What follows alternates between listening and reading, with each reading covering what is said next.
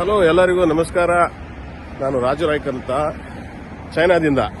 ಡಾಲಿಯನ್ city ಇದು, north China. ಈಗ ಈ ವಿಡಿಯೋ ಮಾಡೋ ಉದ್ದೇಶ ಏನಂದ್ರೆ, ಇತ್ತೀಚೆಗೆ ಒಂದು ವಾರದ ಕಡೆ ಚೈನಾದಲ್ಲಿ ಹಂಗಂತೆ ಹಿಂಗಂತೆ ಸಿಕ್ಕಾಪಟ್ಟೆ ಜನ ಸತ್ತೋಗ್ತಾ ಇದ್ದಾರೆ. ಹಾಸ್ಪಿಟ್ಲಲ್ಲಿ ಹೆಣ ಇಟ್ಕೊಳಕ್ ಜಾಗ ಇಲ್ಲಂತೆ. ಅದೇ ಸಿಕ್ಕಾಪಟ್ಟೆ ರೂಮರ್ಸ್ ಅಲ್ಲಿಗೆ ಹೊಡಿತಾನೆ ಇದ್ದಾರೆ. ಹಂಗೆ ಟಿವಿ ಚಾನಲ್ನವರು ಅವರು ಇವರು.